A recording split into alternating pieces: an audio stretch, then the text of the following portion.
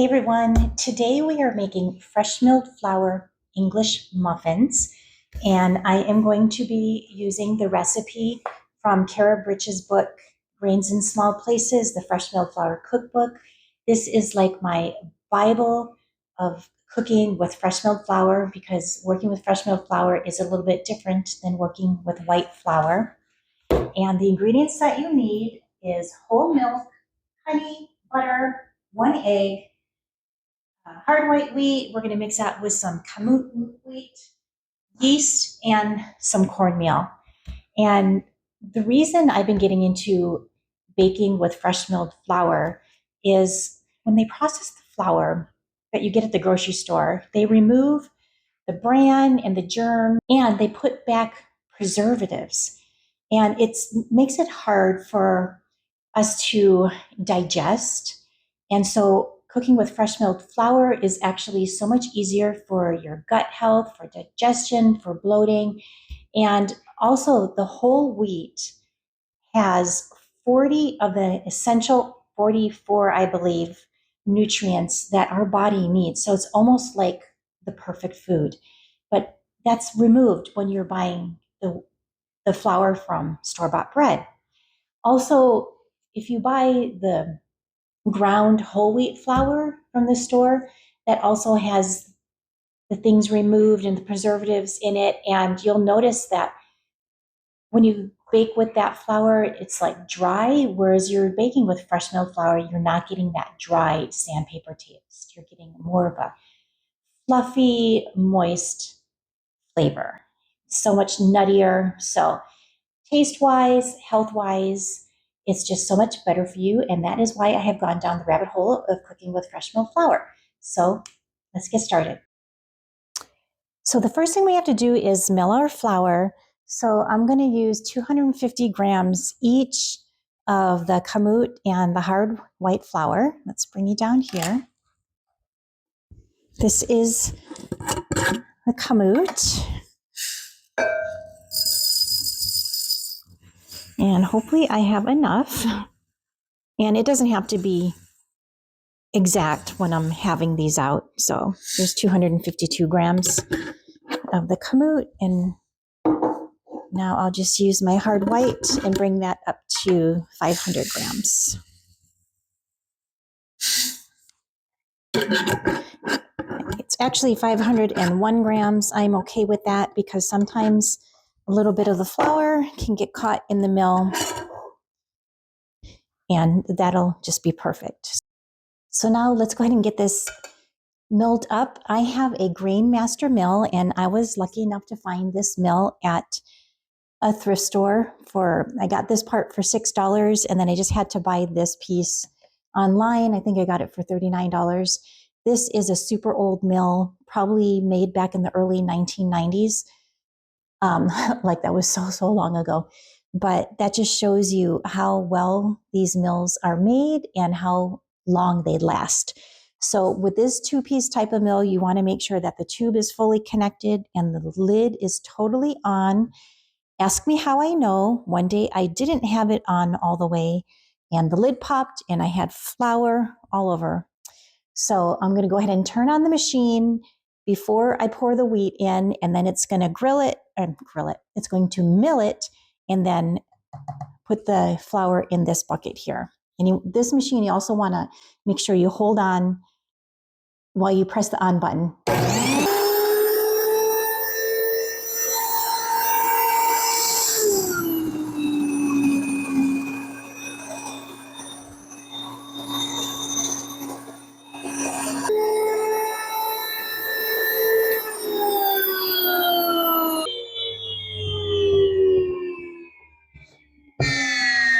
Okay, let's open this up, and this mill, it does make the flour warm. I can feel the warmth from the flour through this bucket. So let me get a brush because as you can see, it does leave some flour along the sides here. So I'm gonna go grab my pastry brush so I can get all of that out of there and into here.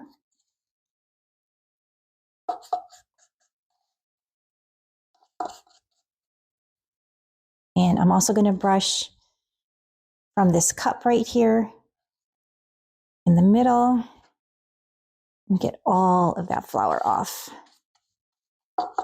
And then if I wanted to be sure, which I probably will, I'm going to go ahead and reweigh this to ensure that I have my 500 grams. So let's go ahead and do that.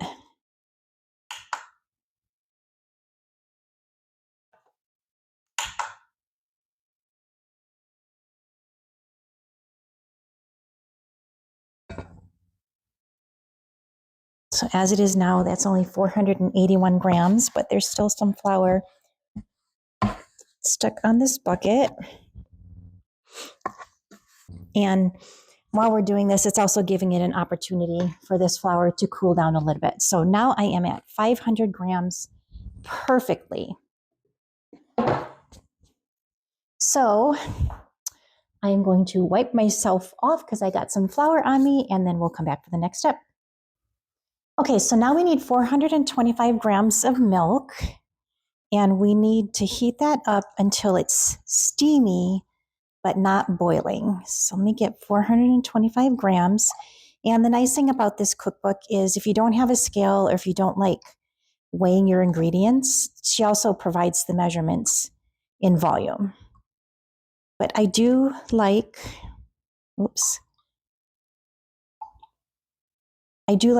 baking in weights. I feel like once I started that, my items just came out so much better. There we go, 425 grams. And let me go ahead and pop this in the microwave. We'll do it in 30-second bursts so we can ensure that it is not boiling and it's just steamy. While that's warming, I'm going to go ahead and get the butter, salt, and sugar in this bowl. So we need 3 tablespoons of butter, and then I'll go ahead and check on that. And I'm just eyeballing this butter.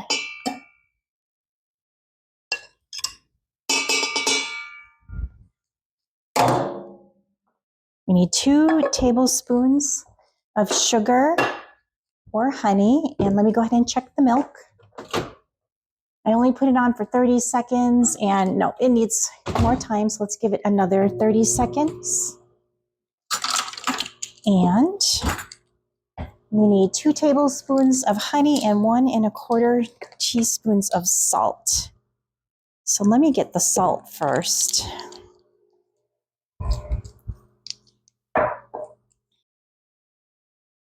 Oh, it's 1.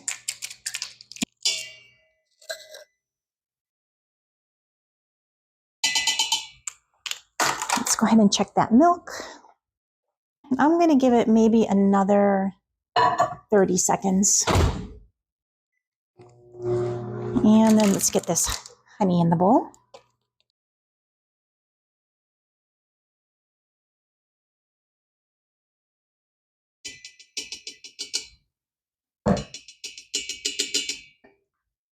The milk is warm enough, so we're going to go ahead and add this in here. And then we're going to mix our ingredients just to combine them. And once they're combined, after that, then we'll go ahead and add the egg. Now this is my Bosch mixer. It is a bottom drive mixer, and I just find it so much easier, especially with breads and fresh milled flour and such. And I just love it. It can really handle a lot of loaves of bread. I don't make a lot of loaves of bread at one time, but this can definitely handle it. So let's go ahead and get this egg. And then we're going to mix this in with our milk, our butter, and our honey. Okay, so now that it's all mixed up, we are going to slowly add in the flour. And then we're going to mix this just to get it all incorporated.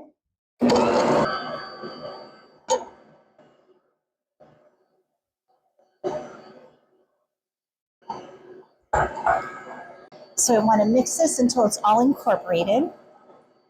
And I think what I'm going to do is go ahead and scrape down these sides a little bit.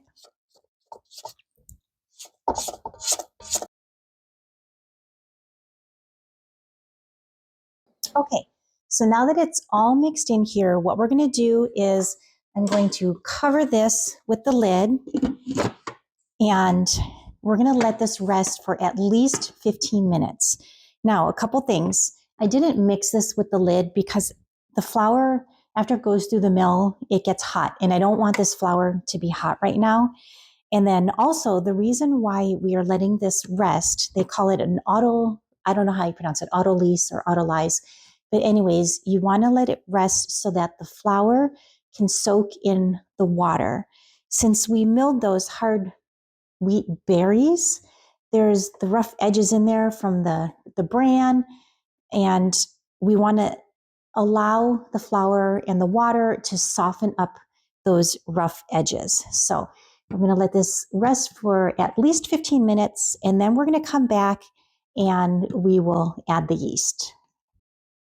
So our 15-minute timer just went off, so we have to get the yeast in here before we start kneading. So we need 2 teaspoons of yeast, and I just buy my yeast in those big packages. I don't buy the small packages at the grocery store, and I just put half of it in the fridge and half in the freezer, and it'll keep for a very long time. And this is instant yeast.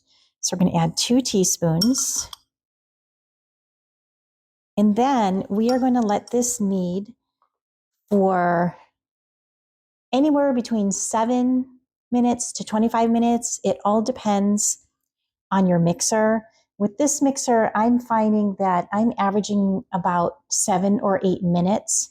We just want to make sure the dough comes together, but it's going to be a little sticky. So I'm going to start off on level 1 on my mixer to get the yeast incorporated, and then I'm going to bump it up to level 2. I'm going to get these sides scraped down again, just to make sure all that yeast is getting in there.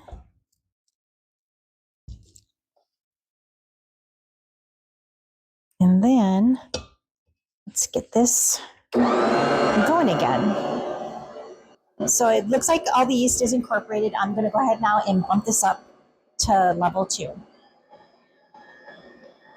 And I'm going to let this mix for a little bit. I'm going to check it in about 5 minutes just to make sure it looks the way I want it to look. I don't want it to be too dry, and I don't want it to be too wet. So at 5 minutes, I'm going to read the dough just to see if I need to add any more flour or if I need to add any more water at that time. My dough is actually looking a little wet still after 5 minutes. It has been rainy here and humid, and see how it's even crawling up that center column. So I have some extra flour in my freezer.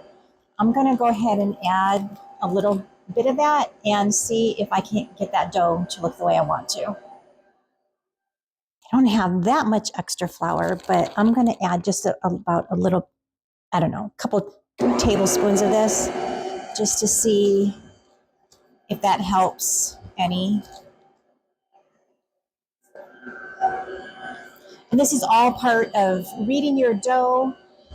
A lot of factors can affect it since it is fresh milled flour, and also store-bought flour, same thing. The humidity, the temperature, that can all affect it. So it is a good idea to read the dough and not just rely on the times listed in a recipe. So let me go ahead and scrape this again. And I don't want to add too much that it's going to make it dry either. This still has to go through its rising period. So a lot of times just that rising period alone will help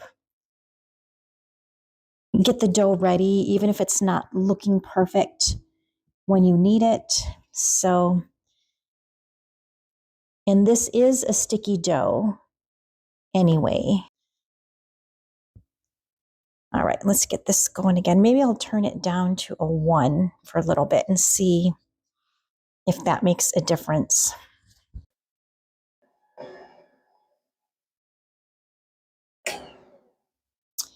I think I'm going to call this good. The dough is smooth, but it's still a little bit sticky, which is what we want. And the rest period of this is, I believe it's going to make it just perfect. I'm going to get this dough hook out of here. And we are just going to let this rest and rise directly in this bowl. But I want to get all of this dough off of here. Now, I have to say that this dough, I was hoping for it to be more together in a ball inside the bowl. But as I said before, we have had a lot of rain. I'm sure the humidity is off the charts. I don't want to keep adding flour because that is just going to make this too dry. And I think what I'm going to do is I'm going to go ahead and get another bowl. And normally I let my dough rest right in here, but for these English muffins, after they rise, even though we're going to roll them out, we don't want to let too much of the air out of them. And I think I'm going to do that once I take the dough out of here, trying to get it off of this center hook and so forth. So let me go grab another bowl and then we'll put the dough in there. Let's take this off of the machine and get this out of here.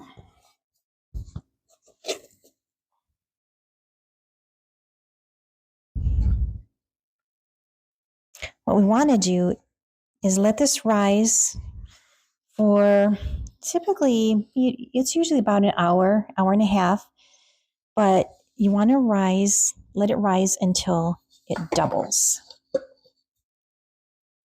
And what I've been doing lately is I do my laundry on a day that I'm making bread. I don't know if you hear the dryer in the background.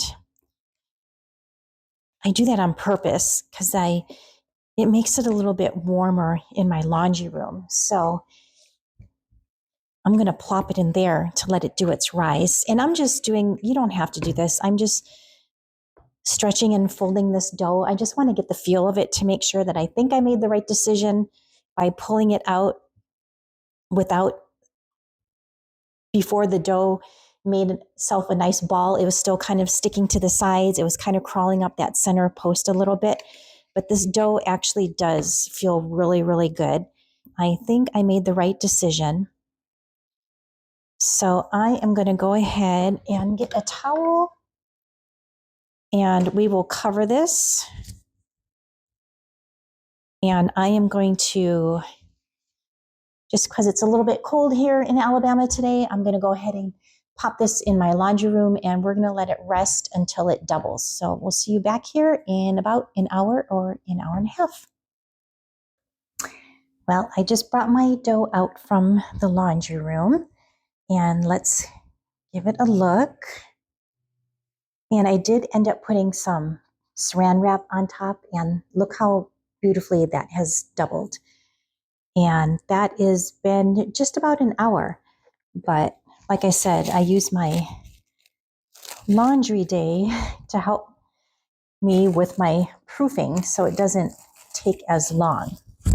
So let's get that unwrapped. And what I've done is I've set up a cookie tray with some parchment paper. For after we roll this out, I can put these over here to get them ready for cooking on the stove. But what I want to do first is get some cornmeal on top of this pan to rest them on. Now, I searched and searched and I had the people at the store help me look. I could not find cornmeal at the store. They couldn't find it either. So we ended up buying this cornmeal mix. Now, I know it's not the same thing as cornmeal. It looks like it has some flour in it or something besides the cornmeal, but if that's all I had available to me, we're going to go ahead and give it a try. You can also use rice flour, but I couldn't find any of that either. One of the perks of living in Alabama. So we're just going to go with this. I'm going to go ahead and get some of this sprinkled onto this tray here. And then we're also going to put it on the pan when we cook. So it does still feel gritty like cornmeal does. So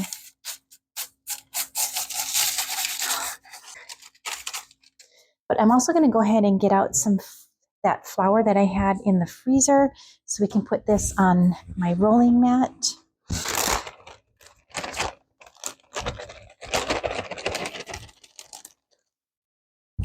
Let me just get this out and spread it around. And then what we're going to do is, while I'm rolling these out, I should be getting my cast iron pan heated because we want this to be heated to 350 degrees. So let me get this going. So what we're going to do is we're going to try and get this dough out without punching it down. We want to keep some of the air in it because that's going to help with the nooks and crannies. So let's get this out.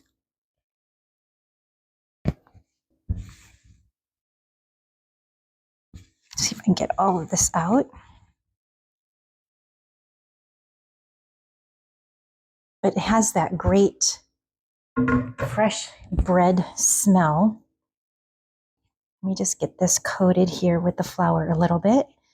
And what we want to do is roll this out until it's about 3/4 inch thick, but you want to be gentle with the roll. Because like I said, we want to have that air in there for those nooks and crannies. And we're probably going to have to do this, roll this out several times.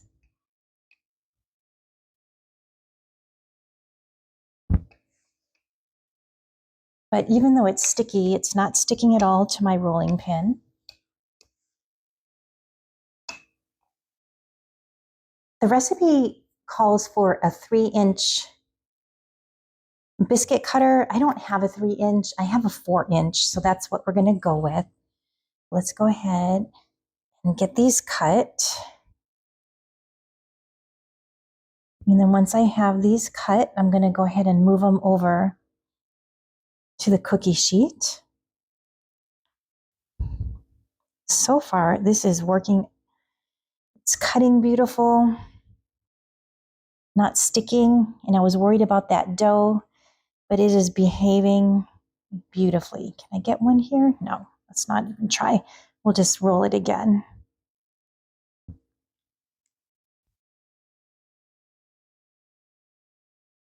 So I just want to gently let it go. Put these on my cookie tray. Let's get all of these on this tray, and then we will cover it with the towel so they don't dry out.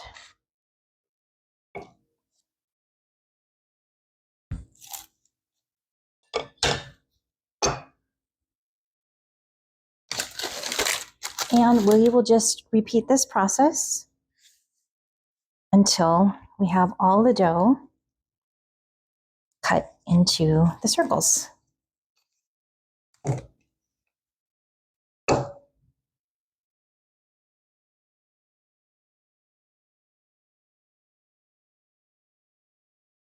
Now, usually this recipe is going to make 12, but since my dough cutter is 4 inches versus 3 inches, it's not going to make 12.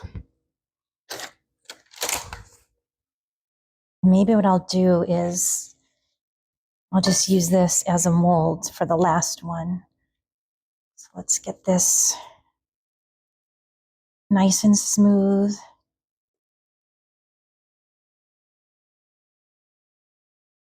Just get this pressed down in here. It might be a big, thick one, but I don't think I can get 2 more out of this last muffin. So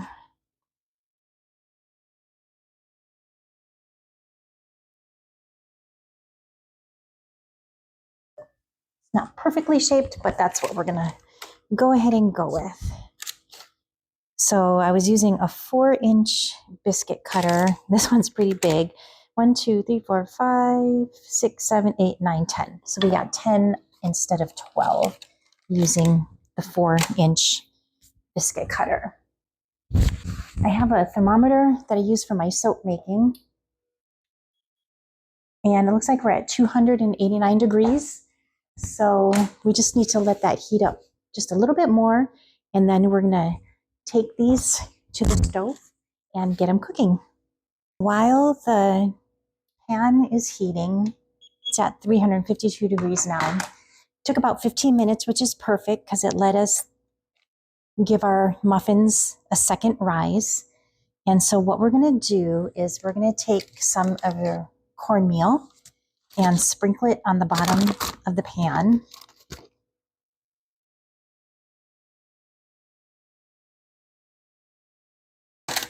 Okay, and then we're going to, let's do this big one first. I already have some cornmeal on the bottom, so we're going to flip them. So the uncornmealed side is now on the bottom of this pan. And we're going to see if I can get 4 of them in here. And then we're going to cook them for 7 minutes. After 7 minutes, we are going to flip them and then cook them for another 7 minutes. And hopefully what we'll see is that the one side is a nice dark brown. And then we will take its temperature, make sure it's at 200 degrees. If not, we can always finish them up in the oven if they're getting too dark on the one side.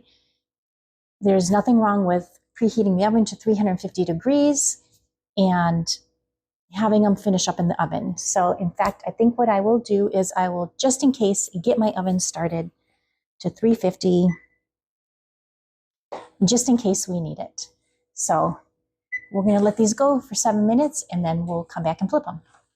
Can you see how much these have puffed up just in the cooking? Well, our 7-minute timer just went off. So let's go ahead and give these a flip. And oh, those are beautiful. Beautifully brown on the one side. That one is brown on part of it, but not on the other. And that's one of the things I was afraid of, was that my pan wasn't getting an even heat, but hopefully we fixed that. So now that we flipped them, we're gonna go ahead and let the next side cook for 7 minutes, and then we'll be back and check those out. Oh, it smells so good in here right now. Look how much more these muffins have puffed up. That is amazing. So what we need to do is we need to make sure that the internal temperature is 200 degrees. And looks like we are just there. I'm going to take this one though. I don't think this one's going to be there. No, he's only at 164. So we're going to go ahead and remove these smaller muffins. Look at that. I've got a cooling rack right here.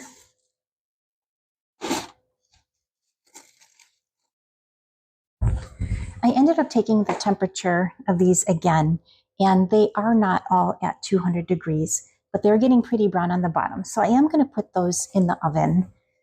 So I might as well take this big one out. We're just going to set them up here for now. And then once they're all ready, we'll get those in the oven. So I don't know if you can see this, but the flour is pretty dark. So what we want to do is put a wet paper towel in here and get this cornmeal out of here. And then we're going to add some more.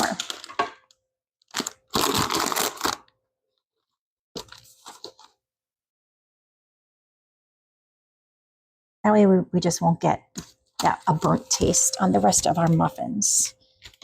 Let's get 4 more muffins in here. And then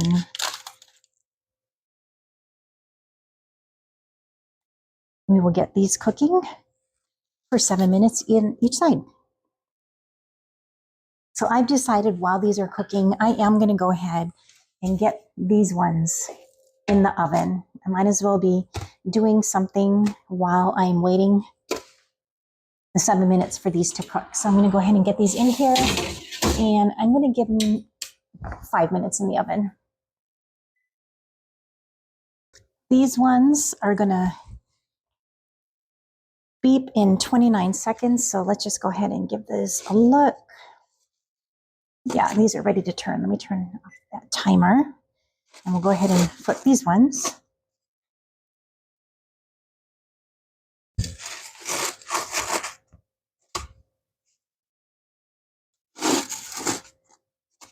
With it, amazing. All right, and then I'll get our timer going for 7 more minutes on this side. And then once these come off, I'm going to go ahead and get these ones in the oven, and I'll check the temperature on the ones that are in the oven.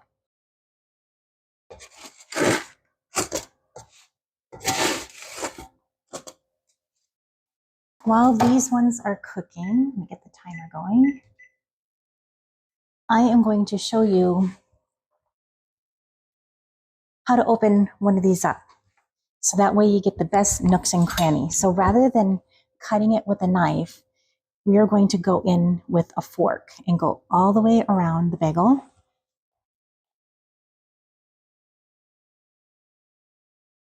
Just punching the fork in there. And then we're going to take it and rip it open. Oh my gosh. They smell so good. And look at those nooks and crannies. I think what we're going to do is I'm going to put this in. Joe got me a brand new toaster for Christmas, and I haven't used it yet. Let's go toast these up, and then we can put some jam on them.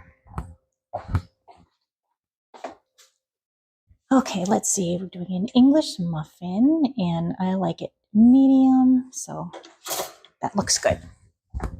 I can't wait to try it. This toaster is actually pretty cool. I love the digital display that it has, and it lets me pick the different types of bread that I'm toasting. Let's get these out.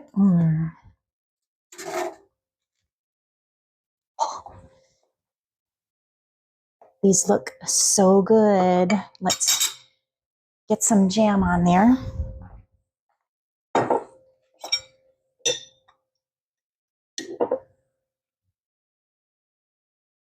Ooh, they're hot.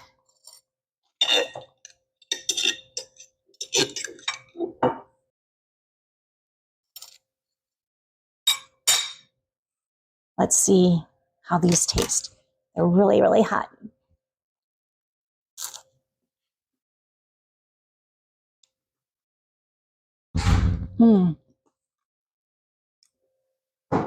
Joe just walked through the door. Let's see if we can get him to do a taste test too. I